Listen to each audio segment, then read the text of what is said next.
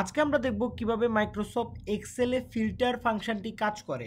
So filter হচ্ছে এমন একটা জিনিস যেটা থ্রুতে আপনি টপ এবং বটম, স্মল টু লার্জেস্ট এই ক্যাটাগরিতে আপনার ডাটাটাকে আপনি দেখতে পারবেন এবং এটা আপনি প্রেজেন্ট করতে পারবেন, যেটা আপনার প্রেজেন্টেশনকে অনেক বেশি এনরিচ করবে এবং আপনার যে কোনো তথ্য অ্যানালাইসিসে অনেক বেশি সাপোর্ট হিসেবে কাজ করবে। সো এখানে আমি একটা ডাটাবেজ নিয়েছি, সেই ডাটাবেজে আমরা যদি ফিল্টার অপশনে যাই, যদি ফিল্টার অপশন আমরা শিফট কন্ট্রোল এল চেপেও ফিল্টার অপশনে যাইতে পারবো, অথবা চাইলে আমরা হোম বাটনে ক্লিক করে আমরা সর্ট অ্যান্ড ফিল্টারে গিয়ে আমরা ফিল্টার অপশনে যখন ক্লিক করব তখন এখানেও ফিল্টার চলে আসবে। সো এখান থেকে আমরা যদি চাই যে আসলে টপ কারা কারা আছে, সো আমি এটাকে সিলেক্ট অলে গিয়ে তুলে দিলাম। তুলে দেওয়ার পর আমরা এখান থেকে টপ 3 জনকে সিলেক্ট করব। একজনের 68, 456 আর 780, এই 3 জন হচ্ছে টপ স্কোরার, যারা আসলে টপ স্কোর করছে। তো আমি এভাবে কিন্তু ফিল্টার অপশনটাতে ক্লিক করে আমরা চাইলে এভাবে টপ, এবং একইভাবে আমি যদি বটম 3 জনকে সিলেক্ট করি, প্রথম 3 জনকে, তাহলে হচ্ছে এভাবে টপ এবং বটমে আমরা সিলেক্ট করতে পারবো। সো আমরা এই টপ এবং বটম অ্যাপ্রোচটাকে আমরা যদি ফর্মুলার সাহায্যে দেখি, এভাবে যদি ম্যানুয়ালি ধরে ধরে না দেখে আমরা যদি ফর্মুলার সাহায্যে নিয়ে আসতে চাই, তাহলে আমরা কিভাবে নিয়ে আসবো সেটা আমরা আজকে দেখব। সো এখানে আমি প্রথমত হচ্ছে টপ এবং বটমের যে ঘর আছে তিনটা, আমরা তিনটা বটম 3 পারফর্মার নেব এবং টপ 3 পারফর্মার নেব।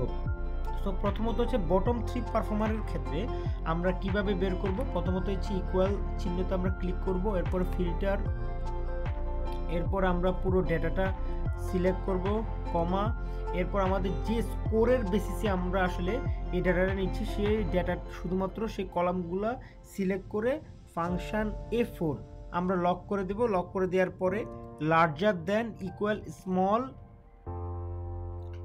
এরপর হচ্ছে আমরা আবার একইভাবে C4 থেকে C22 আমরা লক করে দিয়ে আমরা প্রথম 3টা ভ্যালু চাচ্ছি, এরপর আমরা ব্র্যাকেট দিয়ে ক্লোজ করে দেব। বুম, আমাদের রিপোর্ট কিন্তু চলে আসছে।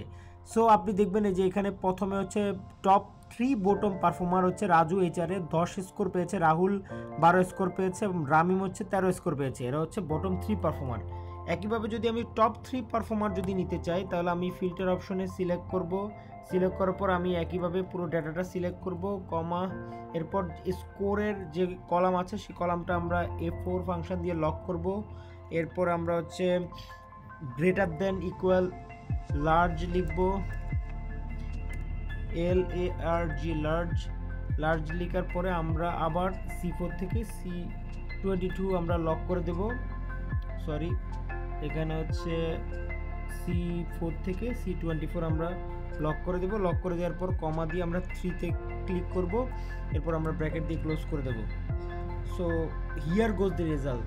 সেখানে আপনারা দেখবেন টপ 3, প্রথম রাহুল হচ্ছে 780 পেয়েছে, রাজু হচ্ছে 464, আরেকজন হচ্ছে 68।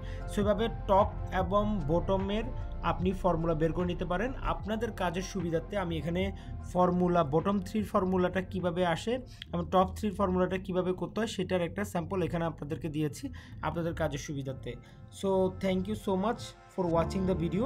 আমাদের ইউটিউব চ্যানেলে স্কিল ডেভেলপমেন্ট রিলেটেড অনেক ভিডিও রয়েছে, যেগুলো আপনার ক্যারিয়ার এবং স্কিল ডেভেলপমেন্টের ক্ষেত্রে অনেক বেশি সাপোর্টিভ রোল প্লে করবে। এবং আপনার কোনো পছন্দের টপিক থাকলে সেটা আমাদেরকে কমেন্ট সেকশনে জানিয়ে দিন, আমরা চেষ্টা করব ওই টপিকের উপর ভিডিও টিউটোরিয়াল তৈরি করে দিতে। So thanks for watching hour videos, stay tune with us.